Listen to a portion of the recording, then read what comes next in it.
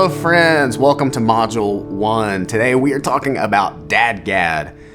DADGAD, in my opinion, is like the father of all open tunings.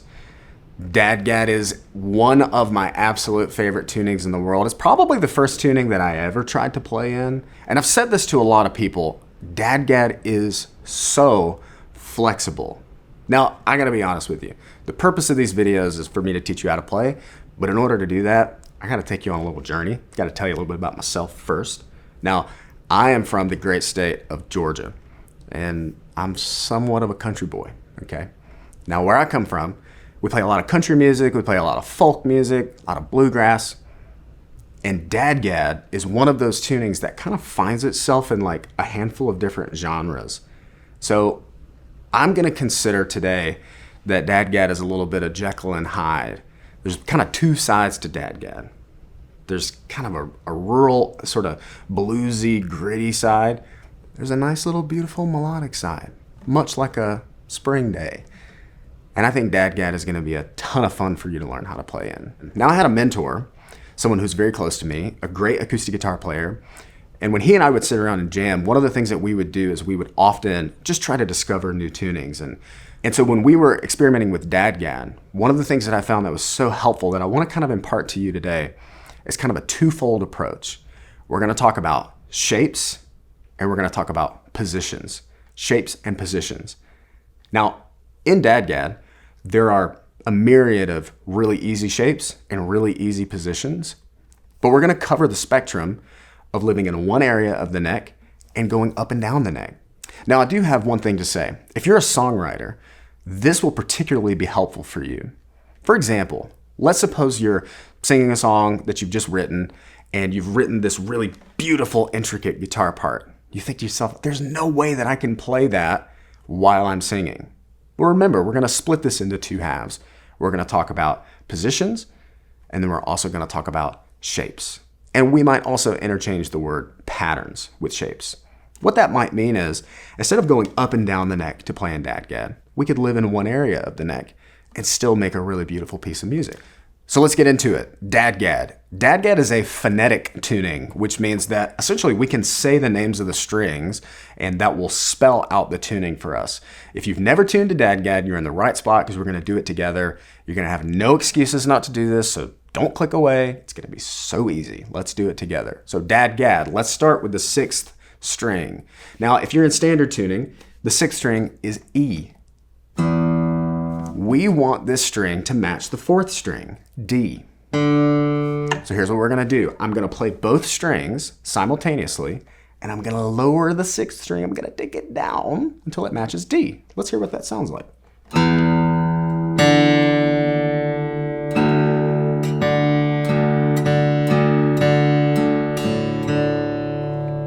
That wasn't hard. What were you freaking out about? There's nothing to it. Okay, let's do the next one. The A string, the D string, and the G string don't change. Now this is important. We're gonna come back to that. But for now, let's go to the 2nd string. The 2nd string is currently a B. We need this to be an A. Well, we already have an A string. So let's pick the 5th string and the 2nd string, and we're gonna do the same thing. This is what this will sound like.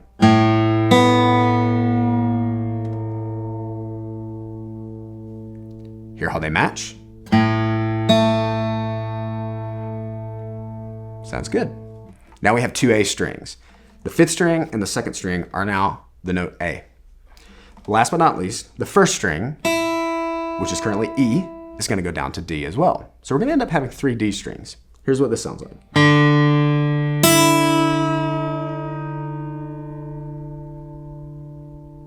You hear a match.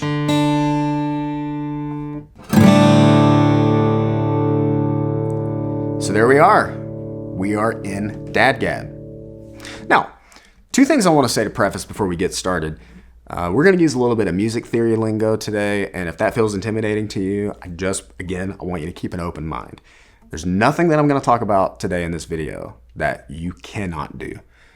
And that's probably a double negative, but I just need you to roll with it, okay? You can do everything that I'm going to show you how to do today. I truly believe that. All right, with that being said, we're going to start in the most basic of places.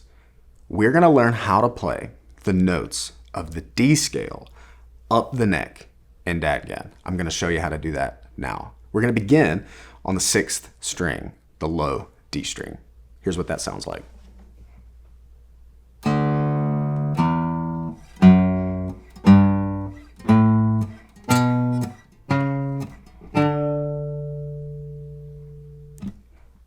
Okay, now that we have that, here's what I want to say.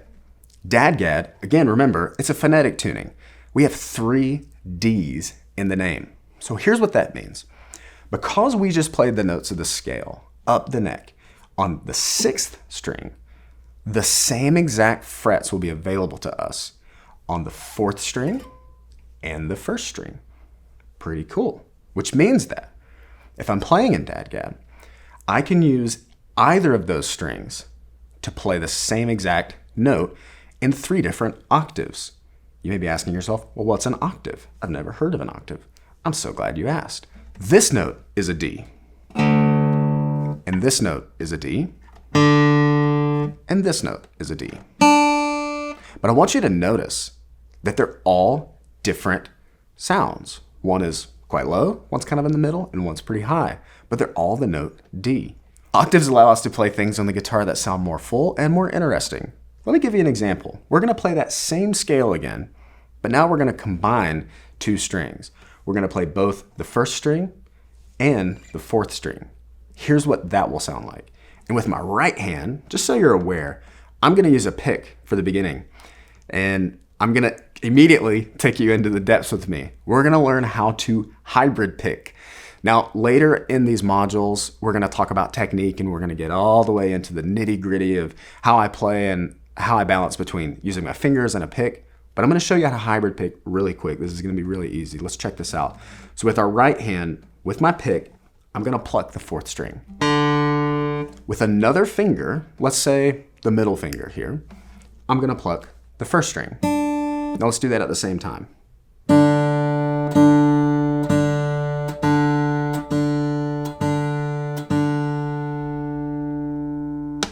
All right, now let's play our scale.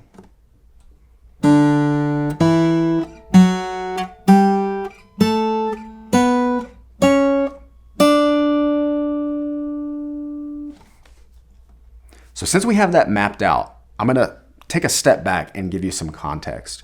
When we play in dadgad, the easiest place to begin is to think as if we are in the key of D major. Now again, I'm not going to go too heavy into the music theory here, but just as a simple concept that you can take away from this, when we say that we're in a key, you've heard someone say, or maybe you've been familiar with the terminology of being in a key. A key is kind of a family, okay? And all the chords that belong to a key, they come from notes in the scale. So what that means for us is, since we just mapped out the D scale up the neck, we have access to all of the notes that belong to the key of D. Do you see how that works? We learn the D scale, and now we start to map out the key of D. So because we're able to play the scale on those strings, we're able to unlock some new positions. And that's going to lead us into our first section of chords. So moving into chords, I'm going to give you a little bit of a philosophy shift that might be a new idea for some of you, but I think it's going to be a lot of fun once you give it a shot. We're going to try to shift our perspective a little bit from maybe a more traditional way of learning the guitar. Remember the first time you ever sat down to learn chords on the acoustic guitar and you kind of looked at some chord diagrams and figured out where to put your fingers? This is going to be similar, except we're not going to think so much positionally. We're going to think about going up and down the neck. We're also going to learn a new concept, and that's pedaling or droning. Sometimes people would call this droning. In dadgad, the first 2 strings are D and A. Now, from a music theory perspective, inside of a scale, the 1st and 5th notes of the scale are the most consonant. What does consonant mean? Consonant means just, it sounds good. Think about the difference between consonants and dissonance. You ever heard a dissonant sound? That's dissonant. What that means is 2 notes are rubbing together. And we like dissonance. We're not mad at dissonance, but we're after consonants. Now listen to the difference. These 2 notes again together. Nice and consonant. So what we're going to do is we're going to play the notes of the scale up the 6th string. You already know them. And we're going to combine that with the 1st and 2nd strings. Let's hear what that sounds like. Again, with the hybrid picking technique. The pick is going to play the 6th string. The 2nd and 3rd fingers will now pluck these 2 strings. Let's hear what that sounds like. Again. Okay, now we're going to go up the neck and combine these.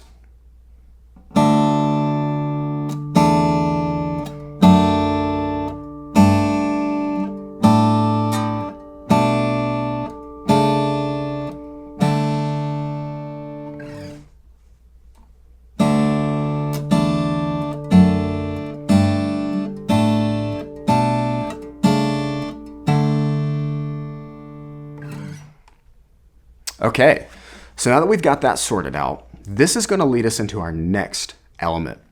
Remember I said we're exploring, we're thinking about a philosophy shift.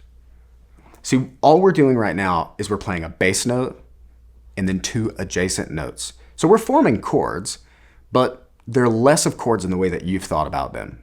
They're not so much triads as something altogether unique. In DADGAD, or really any open tuning for that matter, what we're after is a full, rich sound. Something that is complex and vibrant. And that's the first step to achieving it. Mapping out the notes of the scale up the neck and then combining them with consonant open strings. All right, so for this next example, we're gonna ditch the pick and we're gonna switch to fingerstyle. I can already feel the tension in the room. You're thinking about clicking off. Please don't. I know that you can do this.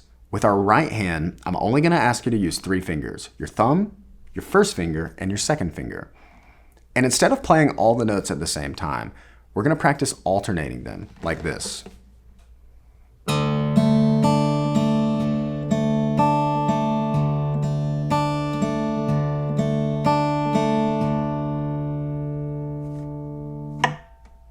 See, that's not so bad.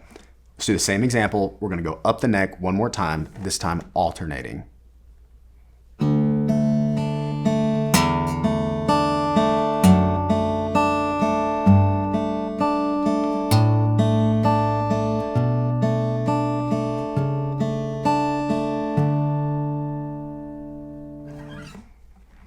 Now, in our exploration of DADGAD, we are one step closer to fluency.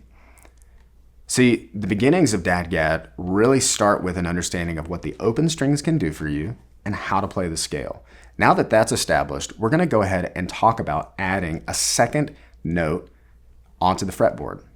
So again, we're going to have the same 2 1st and 2nd open strings, but this time we're going to begin combining the 6th and the 3rd string. And I'm going to show you what those 2 notes are by themselves, and then we're going to play it together slowly.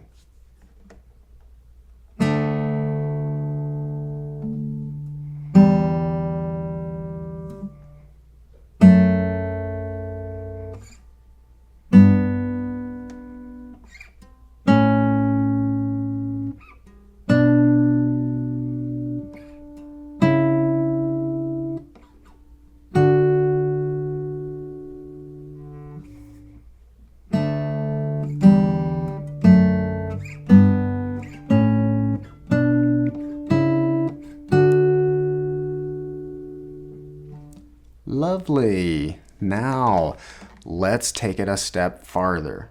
We were just exploring how we can use the 1st and 2nd strings to ring the entire time. So all we're going to do is we're just going to combine all these notes. From a fingerstyle perspective, the right hand or the picking hand is going to look like this. Thumb is going to play the 6th string. 1st finger is going to play the 3rd string. Middle finger is going to play the 2nd string. Your 3rd finger is going to play the 1st string. Now, if you need to hit pause and just take a breather, that's fine. It's totally fine. But what I want you to do, just to practice this, play them all at the same time, and then play them one at a time.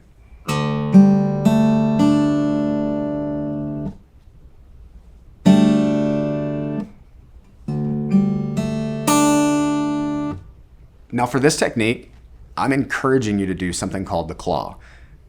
For copyright purposes, I can't mention what movie this reference is going to be from, but there's an old movie where it's like the claw. You know, you got to remember that. You got to know, okay? What we're doing is we're pulling our hand away from the neck, all right? We're not pulling up. We're not strumming. We're pulling away. So this is the sensation. Your fingers or the nails on your finger will pull the strings straight away from the guitar, like the claw, okay? So let's do that together. We're gonna claw all the notes at the same time.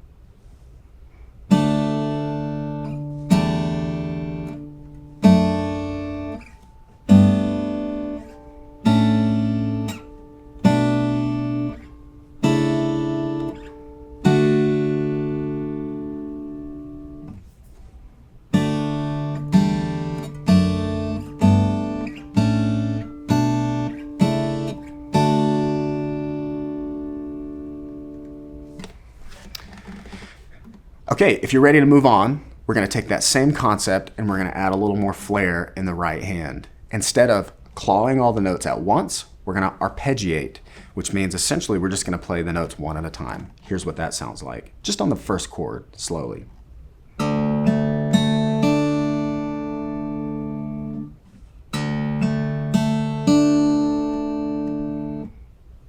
Okay, let's play all our chords.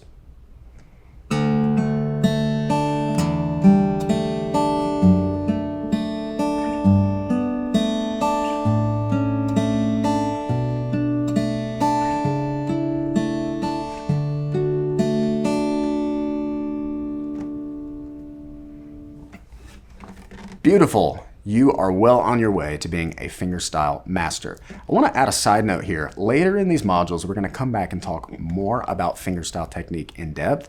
And one of the things that I'm going to mention is that I actually use acrylic nails. Now, for some of you, again, I can already see it on your face. There is absolutely no way you're going to get acrylic nails.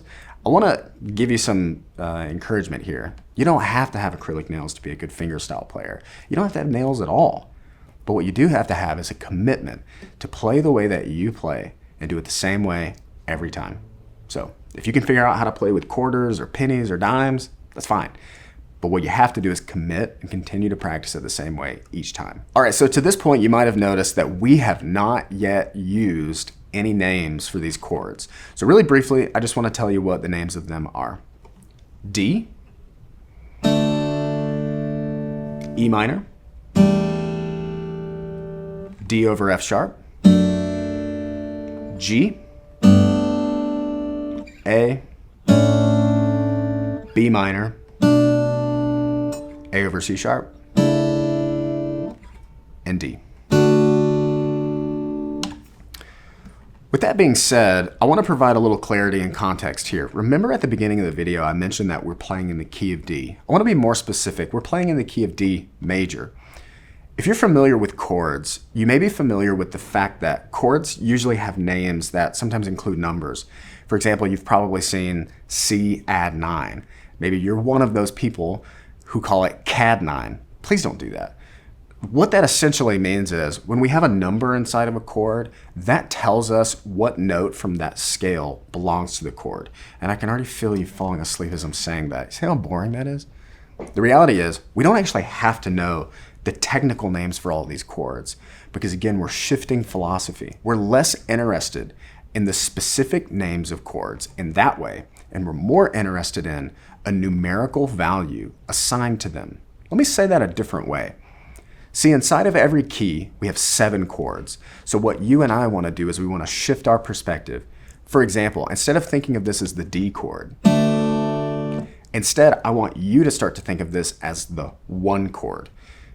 And what that means is, inside of the key of D, this is the first chord. And let's say instead of calling this G, we're going to call this 4. Instead of A, this is 5. Instead of B minor, this is 6. The universality of numbering chords is honestly one of the most fascinating things about music. For example, I would be willing to bet that You've already got the books, and when you've looked at the books, you've noticed that it says 1456 or 1546. That might be kind of new to you already, and that's okay. There's plenty of time for you to learn what that stuff means. But all that that's saying to us is that inside of a key, there's a pattern, and we love patterns. Patterns are our friend. And in DADGAD, we've already looked at how to go up and down the neck to play chords. We've learned how to name them, and now we know how to number them. So for every chord we play, take out the name and insert the number. And I would encourage you to practice it this way. Tell yourself a set of numbers. Say 2, 5, 6, 4. Totally random. We have no idea what that sounds like. But now go to the neck and find those chords. 2, 5, 6, 4. This is what that would sound like.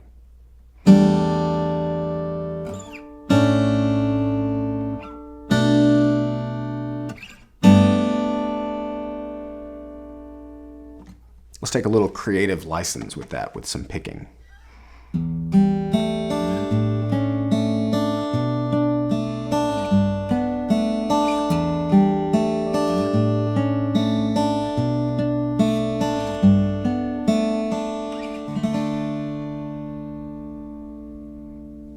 Last but not least, I want to say one more thing to my flat picking friends. You absolutely can strum all of the shapes that we've looked at today. And with a little bit of nuance, you're going to be able to make this sound really good. So let's listen to what this would sound like.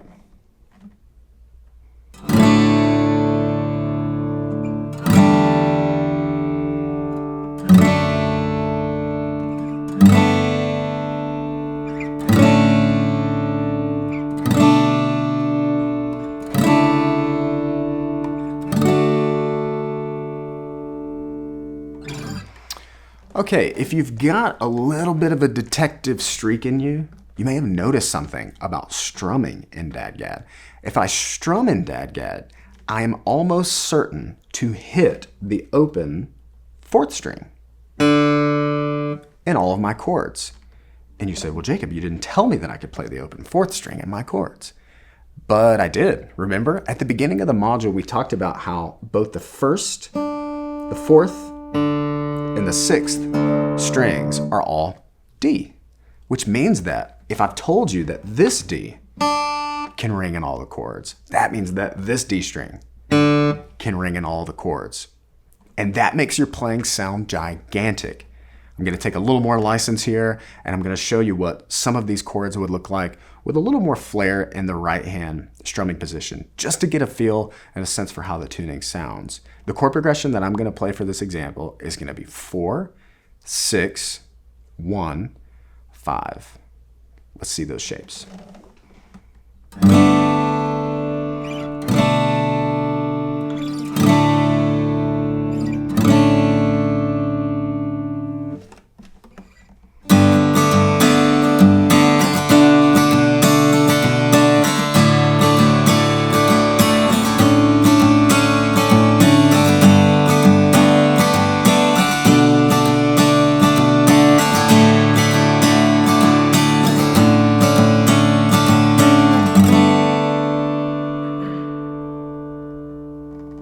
There we have it, Module 1. See, you did it. It wasn't so scary.